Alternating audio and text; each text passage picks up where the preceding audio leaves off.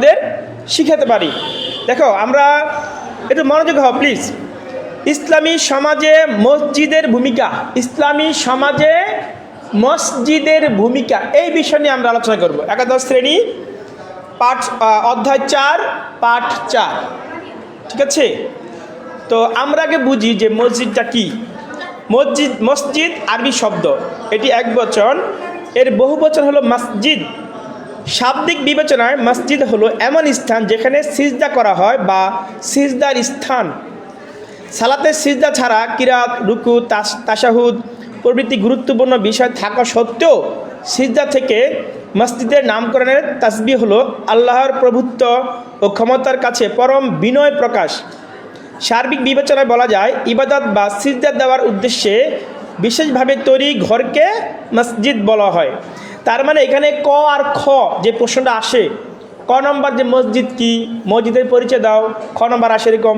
সেক্ষেত্রে মসজিদ আরবি শব্দ একবচন, এটি একবচন, বহুবচন হলো মসজিদ, ঠিক আছে? এটুকু লিখলে হবে। আর এর শাব্দিক বিবেচনায় মসজিদ হলো এমন স্থান যেখানে সিজদা করা হয়। এটুকু লিখলো তুমি কি ক নম্বর পেয়ে যাবে, 1 নম্বর পেয়ে যাবে। আর খ নম্বর আসলে একটু বাড়াই দিবা, একটু বলবা যে যেখানে সিজদা করা হয়। এবং সার্বিক বিবেচনায় যে ইবাদত বা সিজদা দেওয়ার উদ্দেশ্যে বিশেষভাবে তৈরি ঘরকে মসজিদ বলে।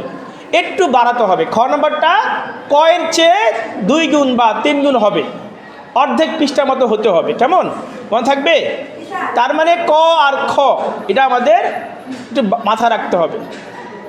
তাহলে আমাদের কাছে ক্লিয়ার যে মসজিদ কি, এটা আমাদের কাছে ক্লিয়ার, ঠিক আছে? মসজিদটা কি এটা আমাদের কাছে ক্লিয়ার, যেখানে সেজদার স্থান, সেজদা দেওয়ার জন্য বা আল্লাহর ইবাদত করার জন্য বিশেষভাবে তৈরি যে ঘর, এটা হলো একটা মসজিদ। তোমরা দেখো, এই যে বলছি একটু মনোযোগ দাও। এই তুমি বলো মসজিদ কি? মসজিদের সংজ্ঞা দাও, মসজিদ কাকে বলে? একটু কিন্তু বুঝাইলাম, বর্ষ মনোযোগ দাও, শোনো আমি আবার বলছি। মসজিদ আরবি শব্দ, এটি একবচন, এর বহুবচন হলো মসজিদ। শাব্দিক বিবেচনায় মসজিদ হলো এমন স্থান যেখানে সেজদা করা হয় বা সেজদার স্থান। আমরা পুরুষ যারা আছি আমরা কিন্তু মসজিদে গিয়ে আল্লাহকে সেজদা দিই বা নামাজ পড়ি, যেটাকে নামাজ পড়া বলা, আর সালাত আদায় করি, ঠিক না? অনেক জায়গায় মহিলাদের জন্য নামাজের ব্যবস্থা হয় মসজিদে, যেখানে মহিলাদের জন্য নামাজের ব্যবস্থা থাকে সেখানে মহিলারা গিয়েও নামাজ পড়ে। হয়তো আমাদের এই বাংলাদেশে ওরকম সব জায়গায় প্রেক্ষাপটে ওইরকম জায়গা, ওইরকম স্থান আমরা পাচ্ছি না বা পাই না, যার কারণে মহিলারা ঘরে পড়ে, পুরুষরা মসজিদে গিয়ে পড়ে, কেমন? তো পুরুষরা যে মসজিদে গিয়ে আল্লাহকে ইবাদত করে, আল্লাহ সেজদা দেয়, ওই ঘরটাকে যে বিশেষভাবে সেজদা করার জন্য যে ঘরটি, ওটাকে বলা হয় মসজিদ। আমরা এটা নিয়ে আর কথা বলবো না, শেষ এই বিষয়ে। যে লামিয়া, এই বিষয়ে আমাদের কথা নাই, আশা করছি তোমরা বুঝতে পারছো। এবার আসো এই মসজিদের ভূমিকা, ইসলামী সমাজে এই মসজিদের ভূমিকাটা কি দেখো। 1 নম্বর ইবাদত সম্পাদন করা। তার মানে মসজিদে গিয়েই তোমাকে নামাজ পড়ার কথা বলা হয়েছে। এই যে যারা পুরুষ, এখানে দেখো আরকাউ মা'আর রাকিঈন, তোমরা রুকুকারীদের সাথে রুকু করো। তার মানে নামাজ জামাতবদ্ধ হয়ে, দলবদ্ধ হয়ে নামাজ পড়া ফরজ। তার মানে জামাতবদ্ধ হয়ে নামাজ পড়া মানে কি? একজন ইমাম থাকবেন, তিনি সামনে থাকবেন, আর পিছনে যারা মুত্তাকি, যারা মুসল্লি, তারা পিছনে থাকবেন। ইমাম সাহেব যখন আল্লাহু আকবার বলবেন, মুসল্লিরা আল্লাহু আকবার বলবেন। আর মসজিদে সকল মুসল্লিরা যখন আজান দিবে, মুয়াজ্জিন আজান দিবে, তখন আজান শুনে মসজিদে মুসল্লিরা চলে আসবে, এসে তারা ঐক্যভাবে, দলবদ্ধভাবে সবাই নামাজ পড়বে। তার মানে ইবাদত সম্পাদন করা। আর মৌলিক যে ইবাদতগুলো আছে এর মধ্যে নামাজ একটা মৌলিক ইবাদত, ঠিক না?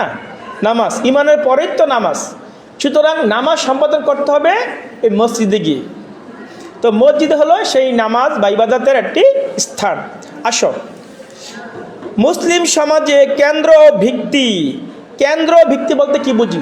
যে একটা কেন্দ্র, যেখানে কেন্দ্র থাকে, যেখান থেকে আল্লাহ রাসূল নামাজ পড়তেন, আবার সেই মসজিদ থেকে বিচার করতেন, ফয়সালা করতেন, কার কি সমস্যা, কার কি সমাধান কি লাগবে সেটা কিন্তু ওই মসজিদ থেকেই করতেন। বিচার আচার, বিভিন্ন সমস্যার সমাধান আছে, কী করতে হবে, কোথায় যেতে হবে, এই সবাই মসজিদে সাহাবীরা মসজিদে চলে আসতো এবং সেই মসজিদে থেকেই কী করতো, বিচার ফয়সালা কেন্দ্র হিসাবে, ইসলামের যে কেন্দ্র হিসাবে সেখান থেকে করা হতো। ঠিক আছে? তো আজও যদি আমাদের সমাজে আমরা যদি মসজিদকে কেন্দ্র বানাতে পারি, তাহলে কিন্তু এই মসজিদই হবে কি সমাজের একটি কেন্দ্র, যেখান থেকে ইসলামের সুমহান আদর্শ। দেখো একটা বিচার, সাধারণত একটা মাঠে যদি কেউ সাধারণত একটা মাঠে অনেক সময় দেখি আমরা বিচার করতে, ঠিক না? তা মাঠে বিচার করে, সেখানে সাধারণত কী করে মানুষ মিথ্যা বলতে পারে। দেখবা সাধারণত মানুষ কী করে, মাঠে গিয়ে একটা বিচার হলে, তুমি এটা করেছ, না আমি এটা করি নাই। কিন্তু যদি বিচারটা মসজিদে হয়, দেখবা মসজিদে কিন্তু সহজে মানুষ মিথ্যা বলে না, কারণ সে দাঁড়িয়ে আছে কোথায়, মসজিদে, আল্লাহর ঘরে দাঁড়িয়ে আছে। সুতরাং কিন্তু মসজিদে দাঁড়াইলে, মসজিদে বিচার হইলে ওই চোরেরা, ওই যারা অপরাধী, তারা কিন্তু এত সহজেই মিথ্যা কথা বলতে পারে না। এই সাক্ষী দিবে, সাক্ষী যদি মুসলমান হয়, ভালো মানুষ হয়, সে কিন্তু এত সহজে মসজিদে গিয়ে মিথ্যা কথা বলতে পারবে না, কারণ সে চিন্তা করবে, হায় রে আমি দাঁড়িয়ে আছি কোথায়, মসজিদে, সুতরাং আমি মিথ্যা কথা বলতে পারি না, আমি সত্য বলবো। অপরাধী কি ভুল স্বীকার করে, আর যে সাক্ষী সেও কি করে, সঠিক সত্য সাক্ষী দেয়। জানাচ্ছ দেখো, তার মানে বোঝা গেল যে মসজিদটা হলো ইসলামিক সমাজ বিনির্মাণের, ইসলামী সমাজের মসজিদের যে ভূমিকা, এটা হলো যে মসজিদে বিচার আচার ফয়সালা হাসিল করেছেন। সুতরাং আমরাও আমাদের সমাজে আমাদের করা বিচার ফয়সালা করা উচিত, ঠিক না? আসো, তারপরে আর কি গুরুত্ব রয়েছে, আর কি ভূমিকা রয়েছে? পবিত্রতার প্রেরণা।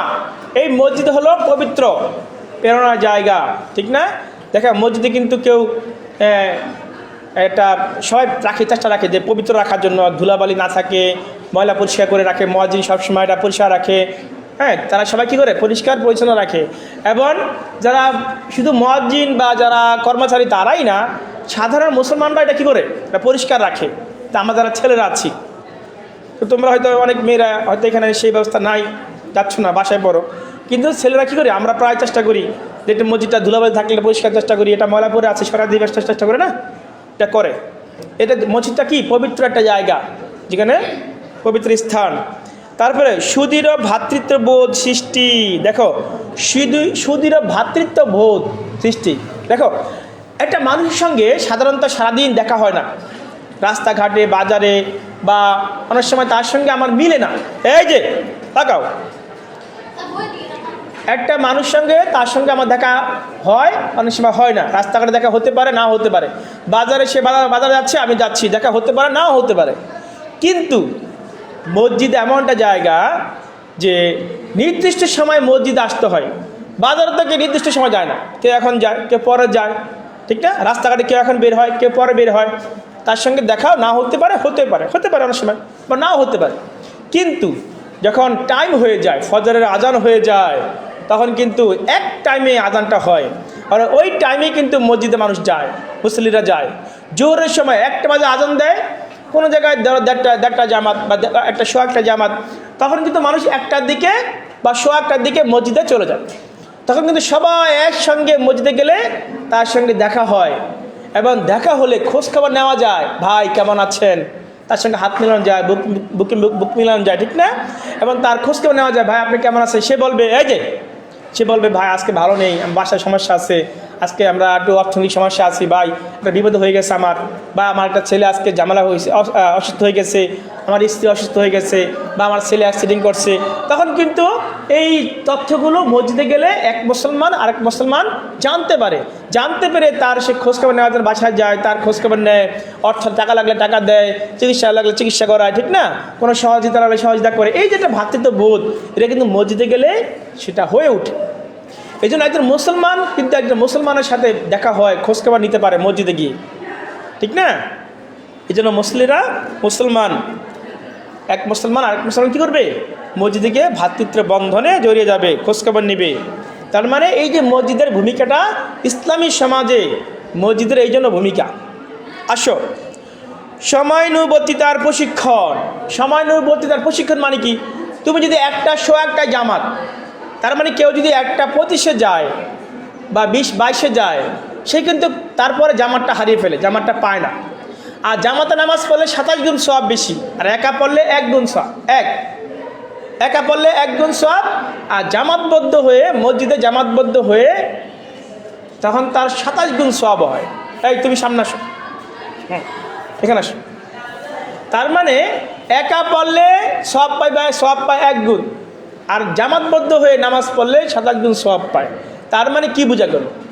সময়ানুবর্তিতা, যে আমার এখন 1:10 বেজে গেছে, আমার 1:01টায় আমার জামাত, সুতরাং আমি যদি এখন হেলায় ফেলায় সময় নষ্ট করি তাহলে কিন্তু আমি জামাতটা পাবো না। তার মানে এই যে একটা সময়ের প্রশিক্ষণ দেয়, যে অনেক আছে অলসতা করে তা সেই সময় নষ্ট করে ফেলে, তখন তার ঠিক মতো গাড়ি পায় না, সে যদি সে বিমানে যেতে চায় বিমান পায় না, ট্রেন যেতে চাইলে ট্রেন হারিয়ে ফেলে। তারপর সময় নষ্ট করে ফেললে সে তার, তোমরা যদি দেখো যে ইউটিউবে যে চায়নার যে ট্রেনগুলো 1 সেকেন্ড 2 সেকেন্ডের ব্যবধানে একটা ট্রেনের সঙ্গে লেগে যাচ্ছে, যদি 1 সেকেন্ড বা 2 সেকেন্ড বা 3 সেকেন্ড দেরি করে, তাহলে একটা ট্রেনের যে রাস্তাটা আরেকটা ট্রেনের সঙ্গে ধাক্কা লেগে সংঘর্ষ হয়ে যাবে, ধ্বংস হয়ে যাবে।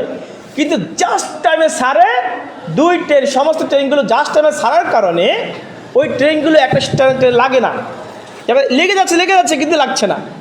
তারা তাদের মতো করে ট্রেনগুলো চলে যাচ্ছে, রাস্তাগুলো আঁকা বাঁকা এই সেই, কিন্তু তাদের মতো ঠিক মতো তারা চলে যাচ্ছে। কেন? রিস্ক হয়ে যায়, কিন্তু তাদের টাইম ঠিক থাকার কারণে আর রিস্ক হয় না।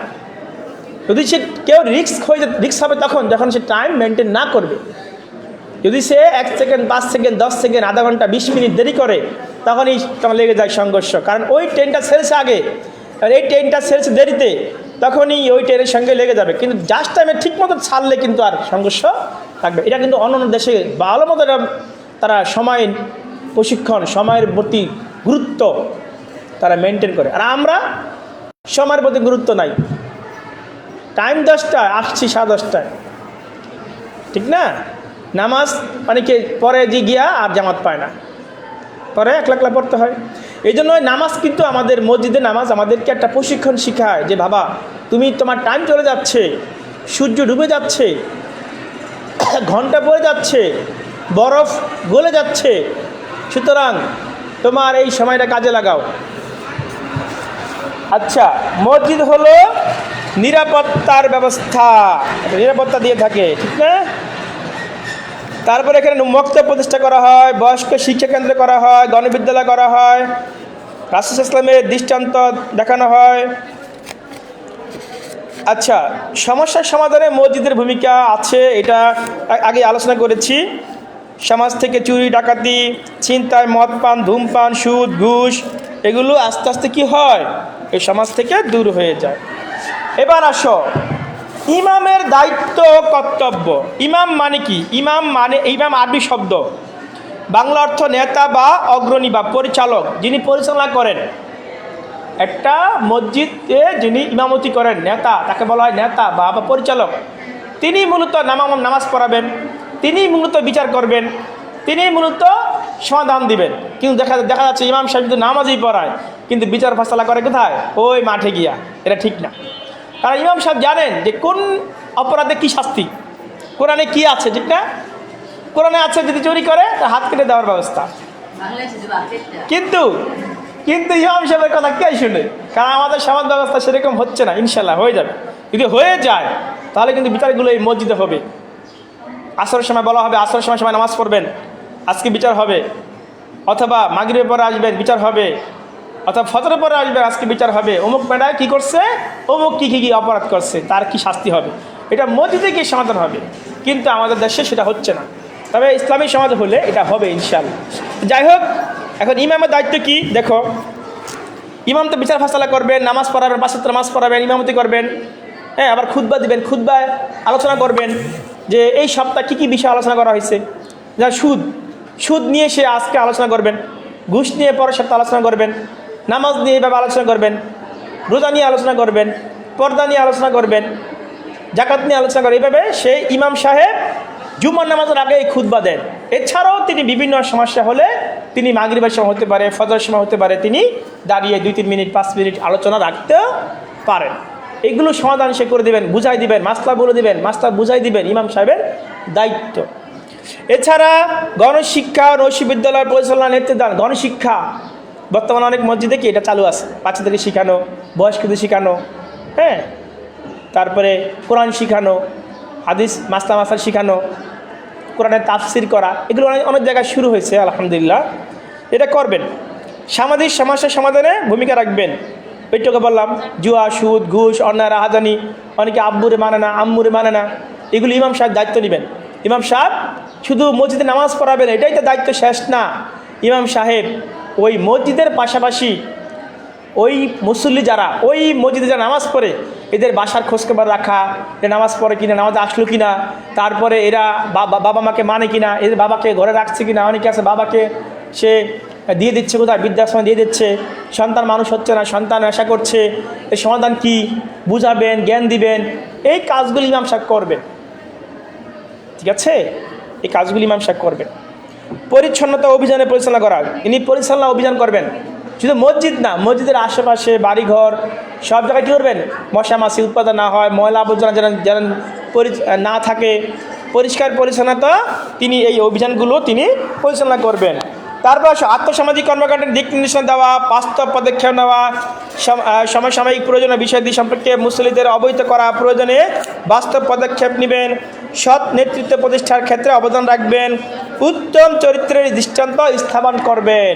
তার মানে ইমাম সাহেব এই বিস্তারিত এই কাজগুলো তিনি করবেন। তো ইমাম সাহেবেরও কিন্তু অনেকগুলো কাজ আছে, ঠিক আমাদেরও কিন্তু অনেক দায়িত্ব আছে ইমাম সাহেবকে সহযোগিতা করা।